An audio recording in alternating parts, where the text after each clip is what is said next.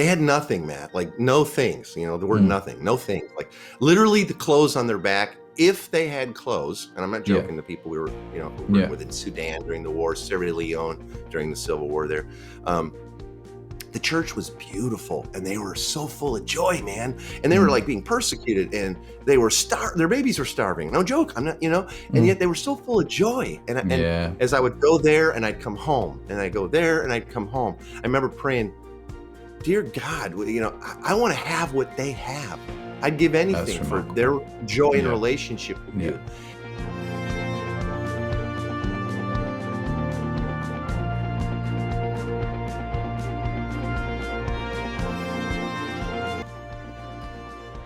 Welcome to What's the Story? My name is Matt Edmondson, and this is a podcast full of stories about faith and courage from everyday people. And today I am chatting with the fantastic Caesar Kalinowski about identity, about his life, about guitars, about playing music, about all kinds of cool stuff. But before we get into it, one of the things I like to do is just give a shout out to past guests and episodes.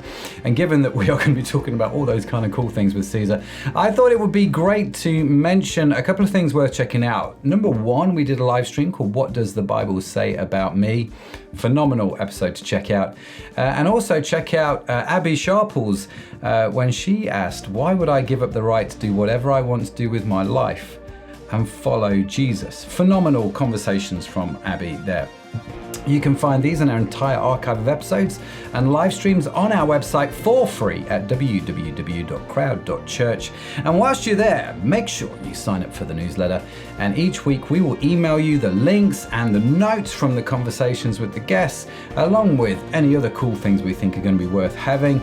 We send that sort of stuff direct to your inbox, totally free. So make sure you sign up to that. Now, this episode is brought to you by Crowd Online Church. Caesar, you know as well as I do, right? Not everybody can get to church. Not everybody wants to go to church. Not everybody sees the point of church. And this is where online church works super well. It is a safe space to explore the Christian faith. And the thing I love about Crowd is that you get to join in and shape the conversation. Oh yes, that's a cool thing you can do on live streams. So if you've never been to church before, or if you're looking for something a little bit new, do check out Crowd Church. The website is www.crowd.church. Or if you prefer, just email me directly at matt@crowdchurch with any questions that you have. Oh yes. Now, Caesar Kalinowski, apart from having one of the coolest names on the planet, is a father, a recent grandfather, and he's married to his high school sweetheart, Tina. And they've been married for over 35 years. He is a serial entrepreneur, a church planter, and the author of several books, including the top-selling The Gospel Primer. He's worked in over 30 countries, training thousands of people in discipleship and mission as a lifestyle. And to quote Caesar, he loves to help those with a high commitment to intentional living. It's a great phrase, isn't it? In the areas of their family, discipleship, and mission, acquire the leadership skills and tools necessary to succeed and leave a lasting legacy. That's a very noble cause. Caesar, welcome to the podcast. Great to have you, man. Thanks for joining me. Hey, thank you, Matt. It's good to reconnect here and see you. And wow, thanks for that intro. Wow. Hope I can live up to any of that. So whenever you do these podcasts, because I like you, or like me, I dare say you do a fair few podcasts as a guest, and you do the tour, and people read out these intros, and you do kind of think, goodness me, is that really me? I don't know. 30 countries, has it truly? Yeah, actually, I need to update that. It's a few more now, but anyway. Oh, wow. Yeah. Wow, crazy. Wow. Yeah, crazy. So whereabouts in the world are you, Caesar? Because obviously your accent's different to mine. Yeah, a little bit different. Yeah, I'm in the Seattle metro area in the United States. Seattle is up in the north west, so top left corner, a couple hours south of Canada up there. And it's beautiful here. We love it. I'm originally from Chicago, but about 20 years ago, we moved out here to sort of intentionally live like missionaries in neighborhoods and see what happened. Like if we moved to another country called Tacoma, Washington. And it was really crazy. And, you do all the stuff you do if you went to another country. You start to like eat what they eat, learn the language, and dress what dress like they do. And we all have a whole lot more tattoos than we ever did before or planned to get. Is that what happens when you move to Tacoma, Washington? You end up with so. Yeah. It has been for us and my kids. Wow. My son, he's running out of real estate. You know what I'm saying? Oh, really? Okay, fair enough. And do you have a tattoo? Did you do that? I have several. Yeah. Okay. What's the most recent one? Let's see. Most recent one, probably on my ribs. It was a anniversary gift to my wife a couple of years back. Fantastic.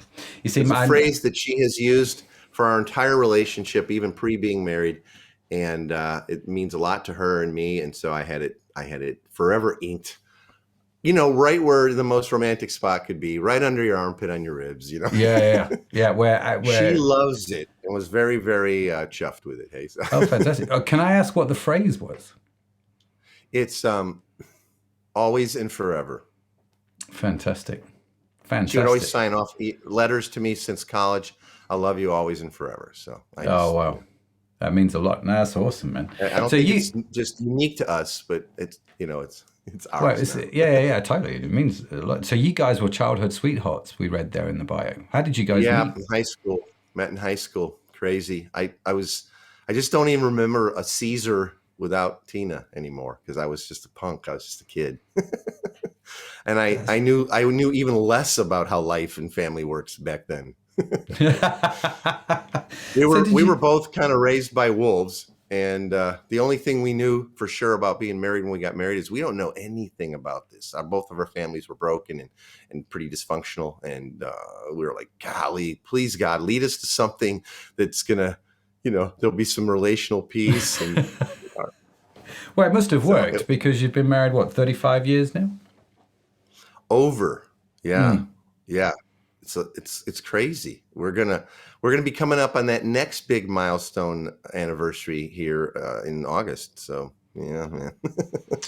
It's crazy. And we have 3 grown kids. We have 3 grown kids that are like our best friends, and 4 grandkids now. Hard to believe it, but nuts. Yeah, and we're very close. Our kids are best friends, and they're kind of like our best friends. We see them all the time. Team K, we call the family Team K. Team K. I heard you talking about this Team K thing a few years ago at church, and we were just like, I went home and I said to Sharon, I said Team E, which is what we would be. I said it just doesn't sound as cool. I'm not quite sure what we, and so we called ourselves Team 53 because that's the house number. So I love it.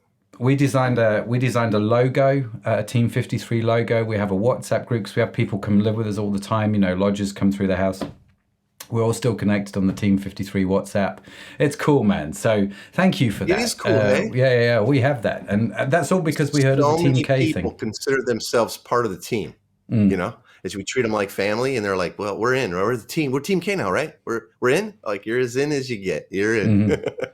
You want a key to the house? It's yours. Yeah. No, we heard all those stories from you when you came to Frontline, and we was like, this just sounds amazing. And we were kind of doing the Lodger thing anyway, because Nick, who's been on the What's the Story podcast, he's been on Crowd a long time, a few times. One of the founding pastors of Frontline. I know you and Nick are good friends. He modeled that whole having people live with you thing. In fact, I lived with Nick when I was a student. And so we've just carried that through. And it is amazing, that the people that come through and the people you connect with who then become your family, part of the team. And have you always done that, you and Tina? You know what? Surprisingly, yes. Even before we really had a reason to, or had all the language around why this is part of our discipleship lifestyle now. Even early in our marriage, we always had roommates, and it seemed like the odd person was always needing a place. And if we ran out of rooms, they'd say, well, I'll just crash on the couch. And people coming through town, people would say, hey, I know you guys seem to be happy hosting folks. Can so-and-so stay with you while they're in town? We're like, well, if they don't mind having my kids' bunk beds, it's theirs. And the kids would sleep on the floor or whatever in our room. And one time, I got to tell you a funny story. I'm going to be honest with everybody here. One time we had a guitar player from Prince's band named Des Dickerson. You guys have all seen him. You go, Little Red Corvette video, the guy with the little Japanese flag head thing. And, okay. And it was a little bit after Prince, not much, but he was on the road doing something with his wife. And someone said, "Hey, could he stay with you?" And I said, "Well, he can if he doesn't mind staying in bunk beds. That's all we have." They said, "No, they're really cool. They're fine." Well, after they left, they were there with us for a few days. After they left, we were kind of changing the bedding and all that. And we realized that my son's bunk bed, the lower bunk, he had created a stellar, epic booger wall. And we didn't know. We didn't know this. We would have used a little spray and cleaned it, and it was nuts. And we were mortified. And you know, there you don't want to be a respecter of individuals, but I wouldn't want anybody to have to endure the booger wall. I mean, you know. So after that, we were much more cognizant of what's going on with the environment, and because we had changed the sheets and everything, but we just missed the booger wall. Missed the booger wall. Booger, I think, is an interesting word, but bogey, we would say in England, the bogey wall. Bogey? Yeah, the bogey wall. But that's fascinating. Sorry, I'm kind of an external processor, brother. It hits up here. It's probably coming out. Yeah.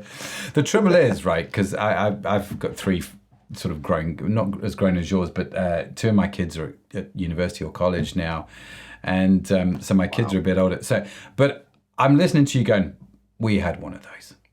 We definitely had one of those, you know. So, I bet. Yeah. I think it's more of a boy thing than a girl thing, but I that might have just been our experience. The girls and boys might be equal opportunity bogey wall creators. I'm not sure. Yeah. So when you and Tina got together in high school, were you both Christians at this point, or was this all part of the story? It's kind of part of the story. I was raised going to church, which now we think is kind of a taboo phrase to say that, because you either are the church or you're not. It's not a building or a program. But anyway, I was raised going to church from birth, and pretty legalistic and pretty weird. Zero discipleship. Zero. It was all about Sunday morning, and then kind of get back. You say the magic prayer, the magic Jesus in your heart prayer. And then what Christianity was is you wait for heaven or for Jesus to get back. And in between, what the Christian life was in my upbringing was try to sin less. And then make sure you make it to church. And then if you want to be a rock star Christian, well, you tithe, you give some money. My wife was raised Baha'i. No, really? And not everybody even knows what that is, but it's an offshoot of Islam, but it's the kinder, gentler, respect women. And they have, I think it's 7 prophets that they think are all good to go, Jesus being one of them. Yeah. And so that's how she was raised. And it's a very gentle religion. Her whole family is still part of the Baha'i community. Wow. And they're all very, very nice, gentle people. And it's kind of like everything's cool. But after we, right around the time we were getting married, just before we were getting married, Tina and I had dated through high school and then broke up, and she went to university and had come back to Illinois, where we were living in Chicago area. And my mom, who is the sweetest thing in the world, she loved Tina really from the get-go. Even when I was broke up with Tina and I was dating other girls, she would accidentally bring up Tina, But she had invited Tina along with my sisters to go to a women's brunch or something at that church from my childhood, which is not that great. But and there, Tina actually had kind of an understanding shift and really made sort of a commitment of sorts. And then they all came and surrounded her and laid hands on her and tried to get her to, be slain and all these crazy things. So she ran out, literally. Wow. She's like, well, thanks for that. And I'm out of here. Yeah. But it kind of had stuck to her heart a little bit, but she was afraid to tell me because she thought I was going to go, you're crazy. I shouldn't let you go. I knew it. Because I wasn't living my faith at all. Because we weren't discipled growing up. Yeah. And, but not too long after that, we got married. And, when our son was born, God really started getting a hold of our hearts. Like, we don't know what we're doing. And she started being discipled by this gal at work and was invited to go on a church retreat for like a weekend up at a really nice kind of up by the, nature and lake and all by us and all. And said, I really want to do this. This is cool. They're cool people. And I was like, well, I didn't want to be a rejecter. Oh, yeah, I'm a Christian. It's cool. I'll go.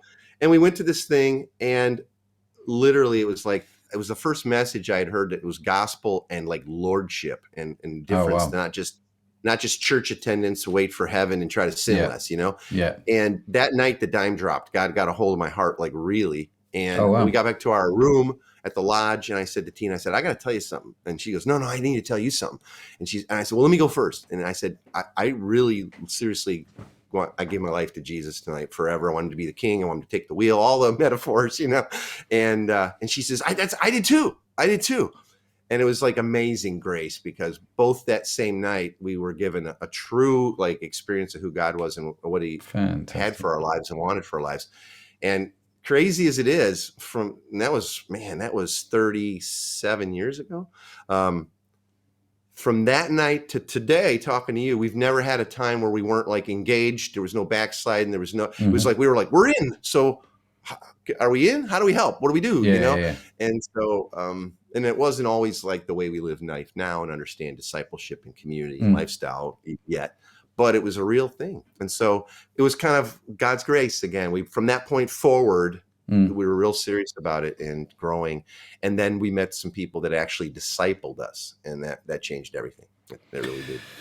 The fact that you both became Christians the same night is phenomenal, right? I mean, that's really. I mean, I was a Christian growing up, but not really. Yeah. I mean, the fact that you both had these sort of encounters, you both commit your life to Christ as the vernacular that we would use in the church, but right.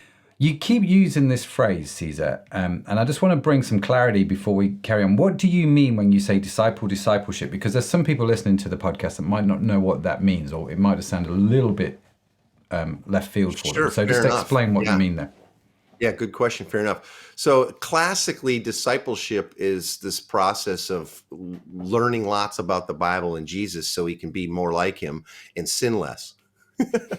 It turns out, if you look at Jesus' life and his model, as he called people to be his friends and be his family, they didn't understand him at all. They weren't Christians. Like, we always joke, who did Jesus disciple? Was it Christians?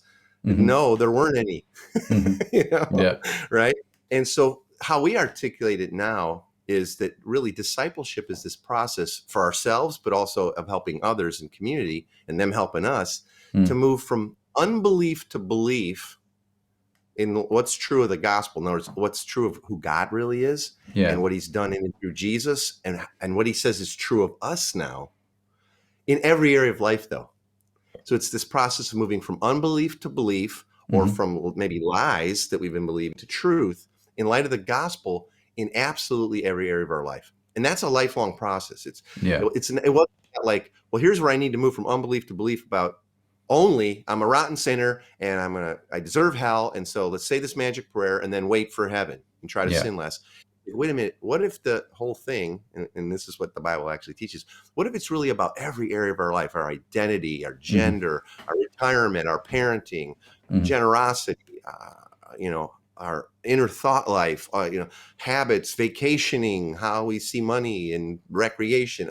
What if the gospel actually speaks into all of that? And it does. And since it's all of life, guess what? Then it takes kind of an all of life relationship with each other as we kind of walk in the ways of Jesus. It's crazy. There's a part of the Bible where Jesus is talking. It's in the book of John. It was his beloved. It was his best friend. And he says, if you'll be my disciples, if you'll kind of walk with me in my ways, then you will come to know the truth, and the truth will set you free.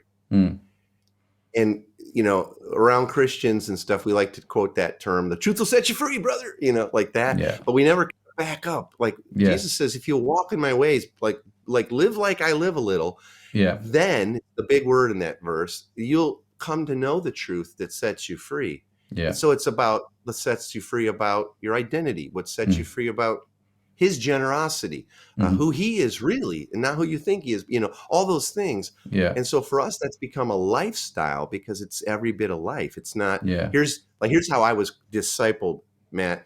I, after, saying the magic prayer, then some people said, oh, well, you're in. So now we need to disciple. Welcome to the club. Yeah. And there was one guy, I met with him an hour a week for 9 weeks. We went over 9 Christian topics. We would look at loads and loads of verses connected. Like, okay, we're going to disciple you about prayer today, Matt. And here's 13 verses about prayer. So you should pray. You should pray to God. You should do it, And, okay. And then next week we'll talk about atonement or something, or angels, or I don't know, whatever the 9 topics were. Here's a whole bunch of verses to prove it. There you go. And at the end of the 9 weeks, it was like, well, high five. You're discipled. You're mature. You check. You've got that check. It was, what it was just knowledge acquisition, or the passing on of knowledge. Yeah. And that's not discipleship. That's not what Jesus did at all. I don't want to freak anybody out here, Matt, on the podcast, but Jesus never owned a Bible, nor did his disciples. Jesus never had a Bible study. Crazy. Mm-hmm. How did he do it? He lived life with them. And he said, well, you heard it said, right? Hanging around the temple and the church system, But I'd say this is what it's really all about. And come walk with me, and then you'll know the truth, and you'll see, and you get set free in this area of your life and in that area of your life. And so, that's a long answer, but that's really how we see discipleship. Yeah, it's a great answer. And you talked about after you became a Christian, you've had these different forms of discipleship. So when did the penny of all of this start to drop for you? And I guess, what was it about this new way of looking at discipleship really captivated you? I think as I started doing quite a bit of international travel and what the church would call like missions work, going into different places to do ministry work. And in our case, we were going into war zones and where there was Christian persecution, like horror stuff, and active war zones and all, taking in aid, taking in food, taking in medicine, generally throwing a sheet up on the side of a hut and maybe showing the Jesus film, things like that, really trying to do relationship.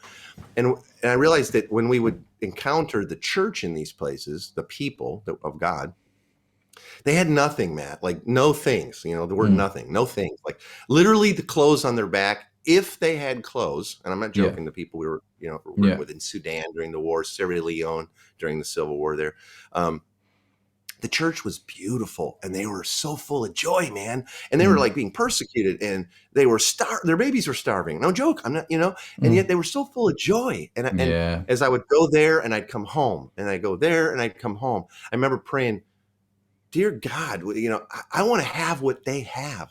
I'd give anything for their joy and relationship with you. And then I remember it, like God said, well, then do. I said, I'll give anything, everything. He says, well, then do. And I kind of hung my head. I was kind of like, the prodigal son, like I like my stuff. I don't want to give my stuff, But as that contrast grew in our hearts of like being the church like that, with no things, no church services, no buildings, and programming, and then coming home, and I actually worked at a really large church, and I was head of production, putting on the show. Hey, cue Matt, cue camera three, lights. Yeah. Hey, you're a little slow on the smoke. Let's get that mist up a little quicker next service. That kind of stuff. And the contrast between being the church with the church on the ground, and then going and doing church, even as one of the pastors, it got real stark for me. And I was like, what if we lived like we lived the last 3 weeks in the bush with those people and the way they live, with everybody here, like in a neighborhood? We just treated everybody like family, shared our stuff, didn't have any giant agenda trying to close the deal with them, but showed them love, invited them to walk in the ways with Jesus so that they'd come to know truth and get set free. What would happen? And we got to a point where Tina and I and a few other friends, we had the conviction of, we have to try. Like, we have the book of Acts. Is this real? That's what they were doing there, Could we live that way, and what would happen? And I think I'd rather live that way with a dozen people and our kids authentically, so they didn't see their faith as an event once a week, or so. I think I'd rather do that than get to, continue to pastor these thousands of people and preach with my head up on a 15-foot screen, all that. And so we moved out to Tacoma from Chicago area and started to live that way with just a handful of people. And it was amazing and miraculous. We still live this way. And those communities multiplied as people started to understand and walk with Jesus, and wanted their family connected to it. And they wanted to get set free in this area of their life. And it was really natural. Now, we still gathered and, did that stuff and learned the word of God together, and would sing, and we would do those things, but 6 days and 22 hours a week, we just did life together. We'd come together for maybe an hour or two also, those were like family reunions for us in the communities as they multiplied. They wanted to hang out, like, hey, we all kind of multiplied out of this one little missional type community. Could we get together once in a while and see each other and hear how it's going? And that would kind of just grow. And it's like, yeah, but of course we're going to do food. And someone says, but I've been writing a ton of new stuff. It's okay if I bring my guitar? I was like, heck yeah, brother, you can do what you want. It's family, And so as people would sometimes visit those things, a lot of people wanted to like, what's going on? They said, you're kind of doing a lot of the same kind of things I've experienced maybe at a church dealio, but it feels really different. It feels like a family reunion every week. Yeah. Like you love each other. That's and you're nice. actually out for a reason. And so when you come together, it's not to talk you into going and living anything that you're already living that. You're coming to celebrate all that stuff. So that's kind of how that morphed for us. And now that's what I help others figure out how to live that same way and write books to that. And all that. So there's so much there, Caesar. So many questions in a lot of ways. I guess if I'm sorry. No. It's all good. It's all good. I'm thinking, how do people listening to the podcast maybe that think, man, this sounds amazing, and it's. I guess I remember the first time I heard you talk about it and Nick talk about it, it just ignited something in me, which I thought, I just want to find out more about this, right? How do people, where's a good place to start?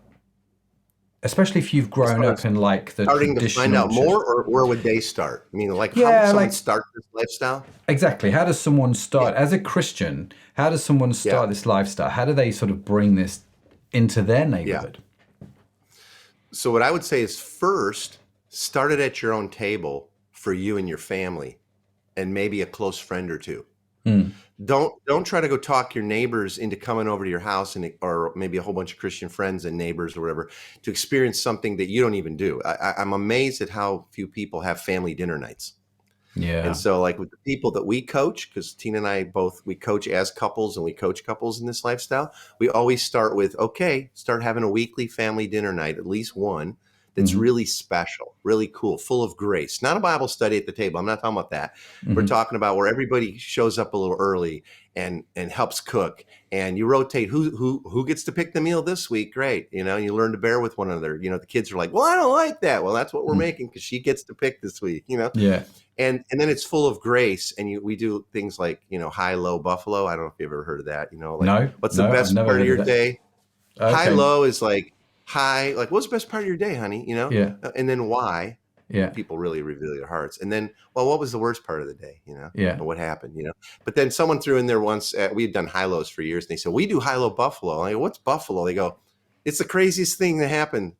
Like you've never seen this because you're not going to see a buffalo walk, anyways. Yeah. No, I like the it. idea of high-low. So you just connect in your hearts, and what happens is those become cherished times amongst the family. That's how Team K did it. And we started realizing like people were literally on lists to be able to come to our family dinner nights. Fantastic. How do we get to come to family dinner night? And so then when we started doing things like an open table, that would be kind of like step 2. Hey, pick a different night of the week. That is your model, your family dinner night's your model. And then throw it out like don't try to impress anybody. Just go, hey, it's like, just kind of come and we're going to hang out and get to know each other, and you can bring anybody you want. And we're going to do it every Thursday. Or every Friday or whatever you want to do, and treat people like family, not like guests. That's key. There's a difference, and everybody kind of knows, the difference there. And what happens is when you treat people like family and that predictable pattern of we're going to do that every week, regardless of how many people, who shows up, we don't care. Trust God for that. And we're going to eat anyway. It's not anything additional. Like we eat, you eat every night.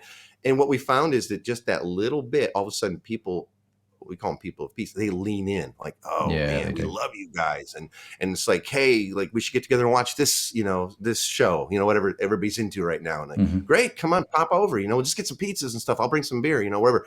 And it just becomes this rhythm of normalcy. But what happens is as we grow in our, we call it gospel fluency, this ability to actually speak good news to people, not shame or shoulds or just quote Bible stuff to them, but then all of life kind of becomes this discipleship thing. That's why I talk about discipleship as a lifestyle. But that would be my first step. Family dinner night that's meaningful. And I got tons of resources on this stuff too to help people because you're like, well, we don't even know what to do.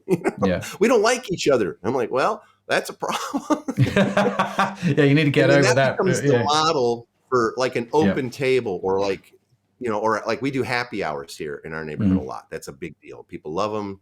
You throw out some appetizers and, open a bottle of wine, have a couple of beers. People usually bring a bunch more of all that stuff, and it's easy and it's fun. And then from those little things, what happens is all these organic connections begin to happen. And hey, we're taking the boat out this weekend. Why don't you guys come? I'm like, we're coming, Yeah. And then they go like, we want to ask you about your kids because ours are just hitting the teen years and they hate us right now. And your kids love you, but I imagine it wasn't always that way. Like, that's for sure.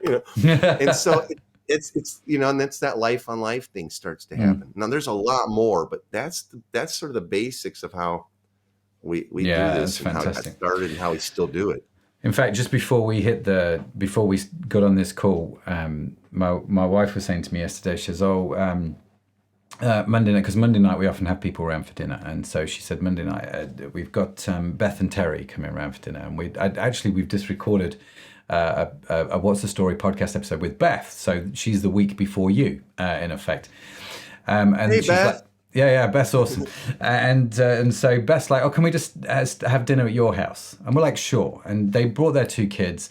And after I finished recording the conversation, I go in. Our bathroom has just got kids in the bath everywhere, which is great. We've not had that in this house for a while because my kids are a little bit older. It'd be a bit weird if I walked in the bathroom when they're in the bath. So we've got kids' toys, soft toys everywhere. And Sharon's like, oh, by the way, I've invited this person around for dinner because they were originally going to come as well. So they're coming. Okay. And then one of our lodgers who moved out because she got married a couple of months ago, I walked her down the aisle, Caesar, one of the most precious moments. And so her and her husband and a sister also came around. There was like 12, 13 people around our table. And originally it was just going to be a small dinner. And then within the space of like 12 hours, it all got crazy. And it's just wonderful and beautiful. And it's the way it should be, right? Yeah, it is. And it's not hard, is it? No. There's no huge setup. There's no huge expense. There's no programming. And I don't know what happened to so many people where we don't even know how to be friends anymore. And there again, this is not how I was raised. Growing up, my dad was mean and he was an alcoholic and he had one friend. And I can remember he would see him like twice a year, and he would go golfing with guys from work, but they weren't really his friends. They would just go get drunk and golf. And so we almost never had people in our home growing up.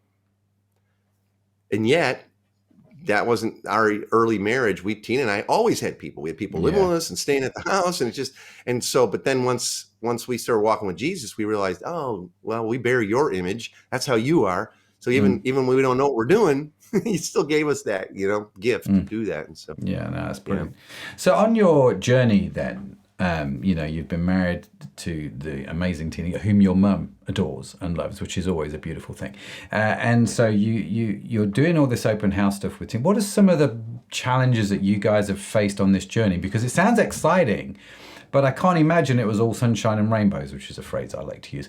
I imagine there were some obstacles and some challenges along the way. So many, because it's messy as heck. People are messy. Yeah. I'm a mess, okay? You and I know each other a little bit, but we live pretty far apart. But listen, I'm not exactly Jesus here yet.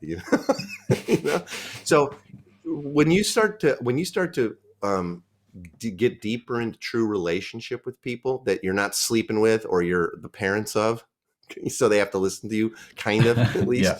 Kind of, yeah. And they start to open up a little bit, and we use this phrase like "let your redemption show," meaning let the stuff that in you is being transformed by Jesus. Now don't fear. We always want to hide that stuff, put on the happy face, put on the mask. But the truth is when we let our redemption show, in other words, what God's doing and how we're moving from unbelief to belief in different areas about who God is and who he says we are now. When you let that show, it gives other people permission to do the same because you're not this Teflon perfect family. And that gets really messy.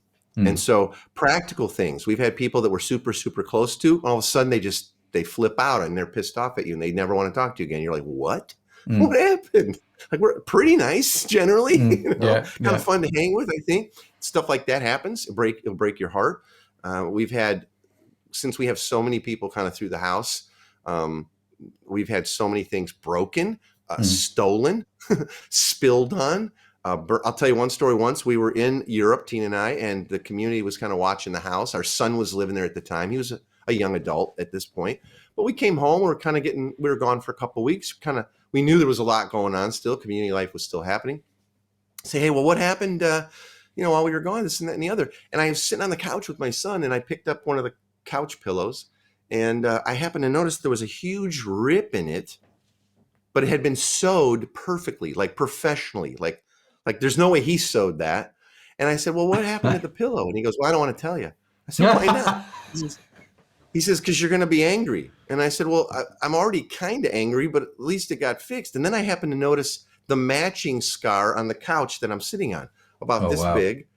And it's like sewed perfectly. Like you could, because it's tight, you could never do it. And I said, okay, listen, I'm already kind of angry. What happened? And so here's what happened. While we were gone, house full of people, community going on, believing, not believing, all over the map. That's just our neighborhood, our friends. My son, who carries a weapon because he was in the Marines at the time, in the military, he had his gun sitting out, and he'd been explaining it to this one young knucklehead. And the guy picked it up, and he's like, hey, be careful. And he's like, I know what I'm doing. And somehow he managed to knock 2 safeties off. And there's kind of a hip thing that has to, and pull this 9-pound trigger.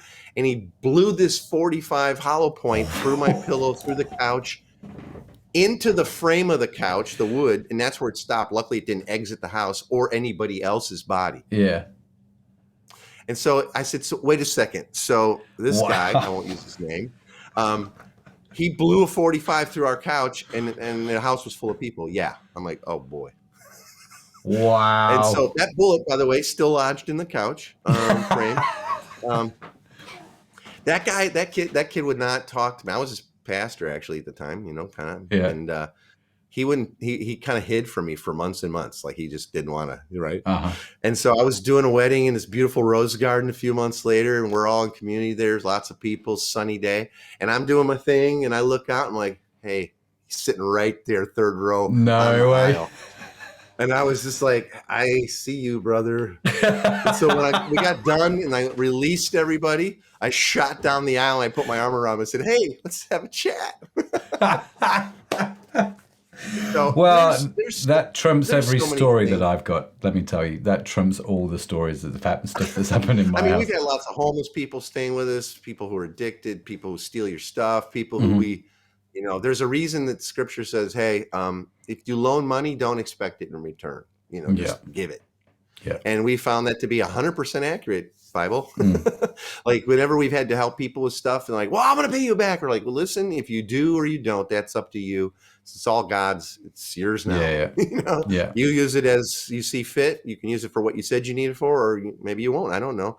But and sometimes people would get it back to you, usually not. And then they would get freaked out and weird. And we're like, we're not. I told you it's yours. We love you way more than, a few quid or a few dollars, That's okay, Wow. So it's all that, man. And even our own kids at times pushing back, like, man, the house is so full of people. Like, yeah. I remember one time they said, like, there's people over like every meal. I'm like, yeah, kind of. They said, can we just have one family dinner night that's not full of everybody else? Just for the bio Team K. Yeah. And we said, well, why? And they told us, we said, fair enough. And we let the community know, hey, you can come over all the time, but on Wednesdays, clear out from about 5 to 8, and we're just going to be with our kids, and and you can come over after that or before that, and you get to, and they loved it. And I'll tell you though, Matt, it didn't take very many weeks before, one of our kids, I don't remember who, said, like, I know it's just Team K family night tonight, just us, but hey, Megan at school, like her dad left the family, and she's so. Could she come? Could she just come and you tell her she's beautiful like you tell us every day? Yeah. They need that. And like, sure, honey, is that cool with you guys? And the kids were like, sure. And pretty soon it was kind of like, now there's 2 or 3 people, but they were inviting them, Yeah. And then pretty soon it was kind of back to everybody. So fantastic. But those are challenges though we had to work through. And how was, because you're right. You're listening to you talking your stories and you kind of go, well, the obvious conclusion is that's going to be chaotic, and there's going to be mess, and there's going to be good stuff, and there's going to be stuff that's not so good that you've got to deal with. So how was it? How was married life during this time? How did you and Tina cope with this together? I mean, we've heard a little bit about the kids, but I'm just kind of curious to know how you guys as a couple dealt with all this. Well, I'm fortunate that we're both pretty outgoing people. We're both pretty out there different extroverted types where we get our batteries recharged by having people around. Mm-hmm. And Tina's an amazing cook. She's actually culinary trained chef and wonderful, but just the most normal person you've met her. So that was easy to do because we were on the same page. However, we coach lots of people where my wife's really introverted and I'm extroverted, and we can work through that. But a couple of things come to mind. One is that we live open door. We always kind of did, but now really intentionally, we live open door. People know it. Community, stop by anytime you want. But in light of truly treating people like family, and in light of God's love for us and great approval, we also feel we can say, come by anytime, Matt, or whoever, but we also feel the freedom to say, hey, what's up? Maybe it's not a great time. Like, I could think like, ding dong, Tina and I are watching a romantic comedy or something, having some wine or whatever, ding dong, someone from the community is like, hey, I was just hanging around. I don't know. What are you guys up to? It's like, well, Tina and I were just finishing up this romantic comedy thing and having some wine, kind of hoping for a happy ending, if you know what I'm saying. If it's not an emergency, how about we catch some coffee in the morning or, something like that, you know? And so you have that freedom to be able to sort of protect those times as well. But also because we do try to model what we say, and that's let your redemption show. We're very open about the challenges of being married this long and being married young and not being perfect people for sure. And so we kind of would let some of that stuff show and let people in on it. And that can freak people out. Generally, the religious types. We've actually had situations where our own co-leaders got all freaked out because we, admitted to, we're working on this and that, and we got some counseling and we're working through some stuff, and they're like, oh, hey, wait a minute. You what? Yeah. But you're one of the pastors. And we're like, yeah, we're normal. Listen, you're not a perfect human here. Like, there's none, you know? And I'm not going to hide it. Like, we ain't going to live that way. We're going to let you see it, warts and all, but we're also going to let you see redemption happen. Yeah. And it does. And it continues to in our lives. So, and that's some of the challenges we face. And I there's been times where for a while, we don't want to, but we're human. We kind of recoil and go like, man, there's been some trust broken here with these people or this, you know, and like, maybe we don't want to have as many people around for a while. And then we know that's selfishness and fear, but it's real, we don't just push through it. It's like, sometimes you're like, for a while we gotta speak the gospel to our own hearts and kind of move from unbelief here to belief, what's really true, what's really going on, and get back to like, but the one who matters loves us deeply. And wasn't surprised by any of this, So. That's always the thing, isn't it? God's never, ever surprised. Let's, I'm aware I'm asking a lot of questions about this, and I really want to touch on this topic of identity, which is a big thing. Your one message, if you like. So let's hit on that briefly. What have you learned about identity? Specifically, I guess, how it relates to your lifestyle? Well, I guess the big one, Matt, is when we really went beyond just reading this in the Bible, but believing it was true, that we are actually created in God's own image. And he's a triune God. So that means that part of our identity flows from Dad, from the Father, from Jesus, the Son, who in Hebrews it says, Jesus is not ashamed to call you brothers and sisters. Oh, man. I love that so much. And from the Holy Spirit, that we have an identity relationship there. And so is everybody else that we've ever met created that way. And when you start to believe and find your value and self-worth from the first and foremost from who God is in perfection, and he created you in his image, it says in Genesis, to be like us. Us, that's the three, right? And then you start to realize, oh, that's true of me. Well, that changes. So my value is not coming nearly as much as from what I do or didn't do or shouldn't have done or whatever. But also when you start to see everybody else, like, hey, what changes if you see people first and foremost as bearing the image of a good and right and perfect God, a holy God? They're creating that image too. Well, but they're not Christians, but they're still image bearers. They're humans. Yeah. And they're no different than us. We're created the same. Now, maybe our choices have led to different lifestyles, different consequences, all those things. However, the 99% of what's true of us as humans is exactly the same. And we bear that same image. That changed a lot for us.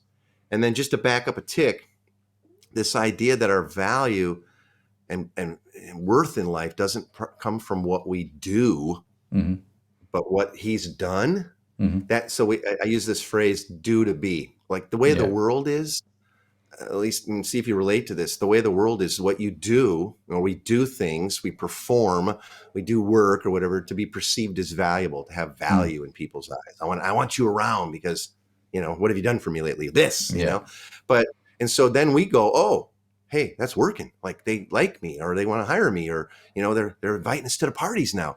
And so what I do equals who I am and my value.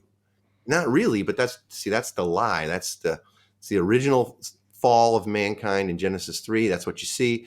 And it's the beast that scripture talks about, Yeah. And the truth is, no, your identity and self-worth doesn't come from what you do. It comes from who you are. And first and foremost, baseline, we're image bearers of God.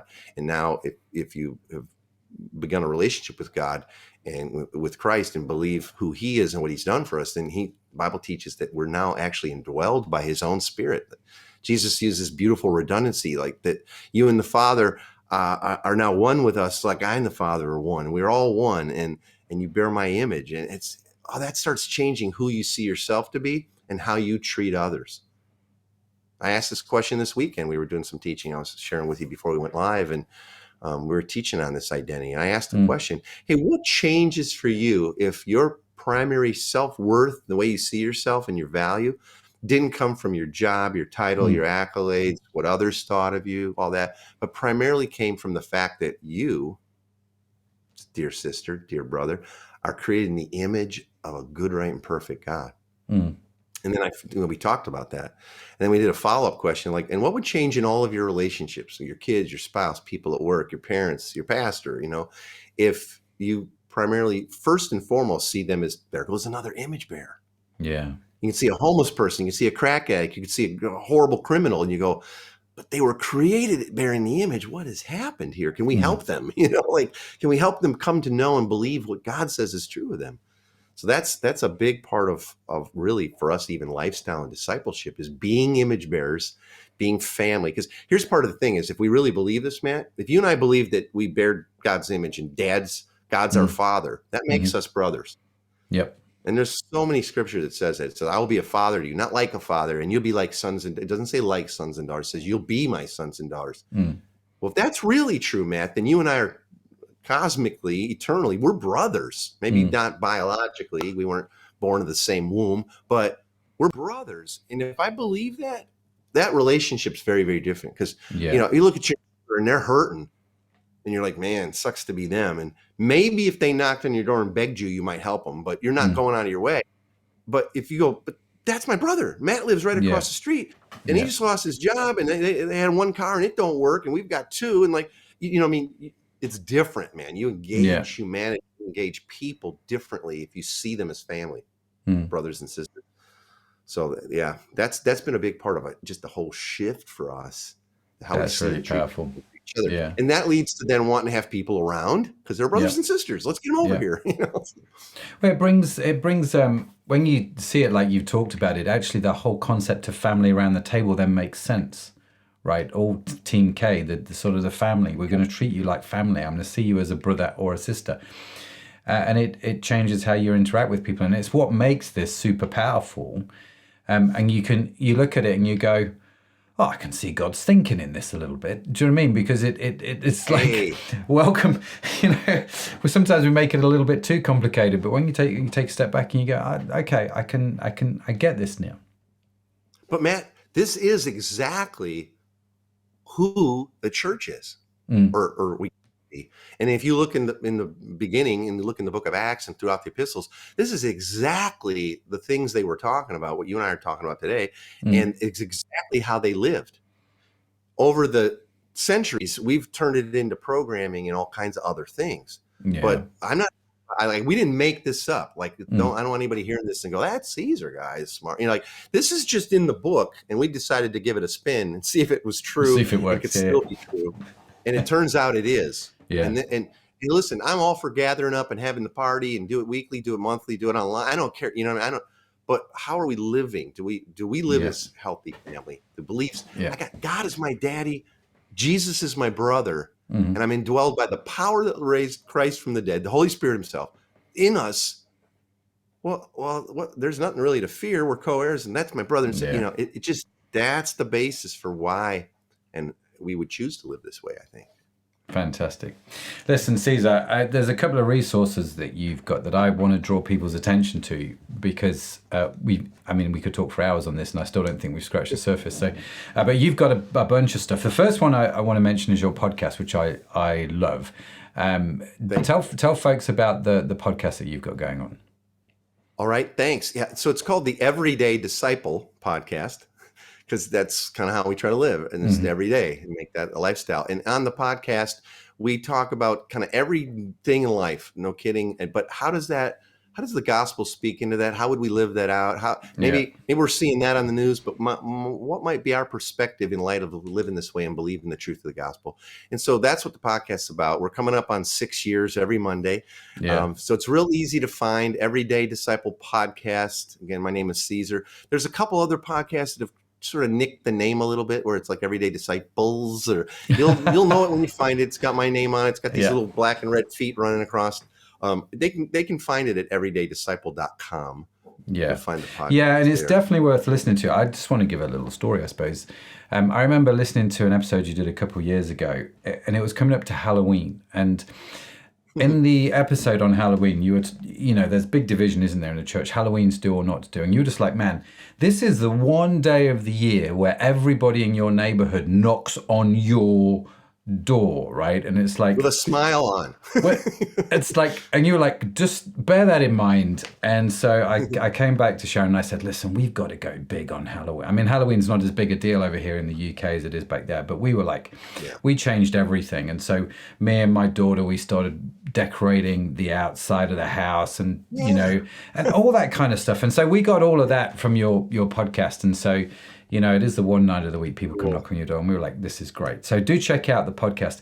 And the other one is, if people want to find out more about identity, you have this audio series, right? I'm going to put the slide on the screen. Do you just want to talk about this? It's 4 or 5 audios. They're short, but I kind of work through the whole sort of, how does our identity flow from the Father, from the Son, from the Spirit? And what's that really look like and taste like? And they're short, but I'm happy to give it to anybody who wants to go a little deeper into identity.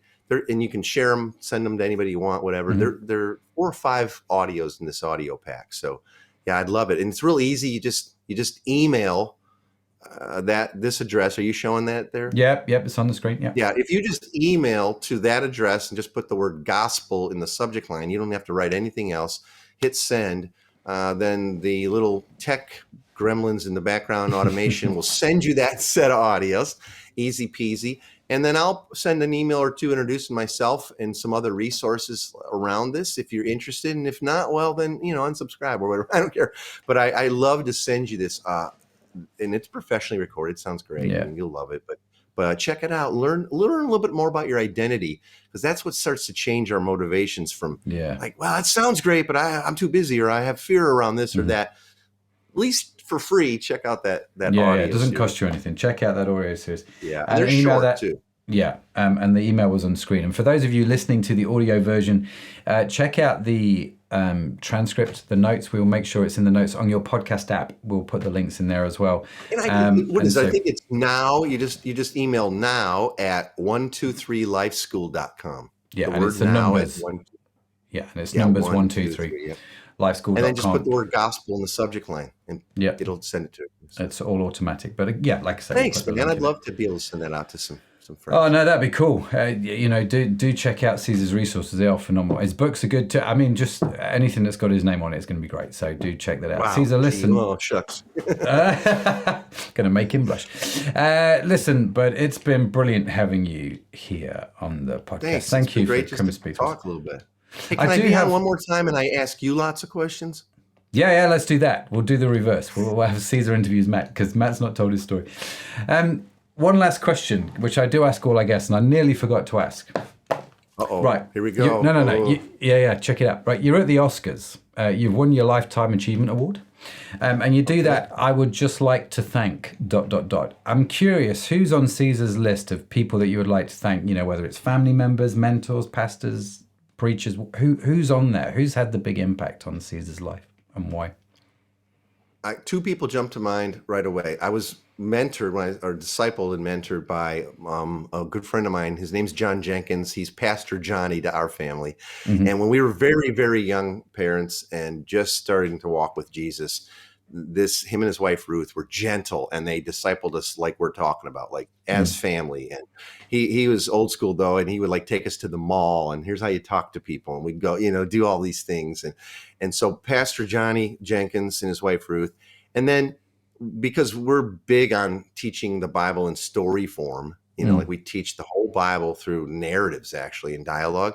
I was taught that by a person who's become a great friend in my life too, a peer now and a mentor. His name's John Whitty. He's a Southern Baptist missionary, and I ran into him in Sudan. We were both doing ministry, and he was like, yeah, well, we're doing this all without any printed materials, just all through story, because the Bible is one big story, and then a certain way of doing a dialogue. And that's what we do in community now. And I've been all over the world. You can talk about 30 countries. That's mostly what I'm usually doing, is telling the story of God and dialoguing around it. And so I would thank John Whitty for that. Those people have really had the ongoing, and there'd be so many more, but that's what popped into my head. So fantastic. Thanks, fantastic. guys. yeah, legends. I love this question because it's really fascinating who people say. And the stuff that people come out with. So that was great. Caesar, how do people reach you? How do they connect with you if they want to learn more about Team K, about the stuff that you're doing? What's the best way to do that? Really just go to everydaydisciple.com, and there's all kinds of resources there. There's a way to send messages. My name is Caesar, and you just put Caesar at everydaydisciple.com. That's my email. As long as you spell Caesar like the salad, or like the pizza here in the States, or like you see it in the Bible. People always mangle that, but I'll let you figure that out. yeah, Google has. But if you just go to the website, you can get a hold of me. I'm real easy to find, or Google me up or something. I don't know, I'm out there. So. Fantastic. Why? Do you know why your parents chose Caesar as a name for you? Yes, I do. Sort of. So I'm the third Caesar in the family in a row. Oh wow. My son is Caesar 4. And now his son is Caesar Kalinowski the 5th, and he actually even has the IV, the V on his birth certificate. And I never could understand why Caesar, which seemed like a Latin name to me, and Kalinowski, which is as Polish as you get, why was that jammed together? And I was in Poland maybe a decade or so ago, and I asked an old buck who was a historian. I said, "Hey, any understanding of why I would have this name?" And he's like, "Oh, well, sure. Kalinowski was a royal name, and I kind of knew that, like, not that we're royalty now, but it used to be, I guess. Yeah. And so Caesar is Kaiser, which is ruler. So Caesar Kalinowski, very typical name. So is it a family name?" And I said, "Very much so." He goes, "Well, there you have it." So wow. Well, there you go. Figure. Yeah, absolutely. So now we got there's the 5th, and that's awesome. Over here for thanks. yeah. So you carried that on. That's awesome. We definitely don't have that tradition in my family. Kids, if you're listening, I expect it to stop. #the same. That's awesome. No, Caesar, that's been brilliant. Honestly, man, it's been an absolute treat to talk to you, to catch up with you again, to hear your heart. I just love what you guys are doing, and thanks for all the encouragement you guys have given to me and Sharon over the years, and even just with the stories that you've told. We've just really, man, it's just been brilliant. Yeah, well, you're very welcome, but it's just, that's all just God's grace continues to flow through all of us. Keep passing it on. That's all we got to do. And you are. Thanks for doing this podcast, and it's great. And I love what's going on with Crowd, and it's great. Oh, it's awesome. Thank you. It's Thanks awesome. for having me. It's all cool. Great. So big thanks to Caesar again for joining me today on the podcast. Remember to check out Crowd Online Church at www.crowd.church, even if you might not see the point of church. See, Crowd, it's an online church, but it's just on a quest to discover how Jesus helps us live a more meaningful life. As Caesar would call it, discipleship. We're a community, a space to explore the Christian faith, and a place where you can contribute and grow. You are welcome at Crowd. Become part of the family. Why not? Now, be sure to subscribe to What's the Story wherever you get your podcast from, because we've got some great stories lined up, and I don't want you to miss any of them. And in case no one has told you yet today, you are awesome. Yes, you are. It's just a burden you have to bear. Caesar has to bear it. I have to bear it. It's just the way God made us. You've got to bear it. You are awesome, fearfully and wonderfully made. You're created in His image. You're an image bearer. So What's the Story is produced by Crowd Online Church. You can find our entire archive of episodes on your favorite podcast app. The team that makes this show possible is Sadaf Bainon, Josh Catchpole, Estella Robin, and Tim Johnson. Our theme song was written by the fantastically talented Josh Edmondson. And if you would like to read the transcript or show notes, head over to the website www.crowd.church, where you can also sign up, as I said, for our weekly newsletter and get all of this good stuff direct to your inbox totally free. So that's it from me. That's it from Caesar. Thank you so much for joining us. Have a fantastic week wherever you are. I'll see you next time. Bye for now.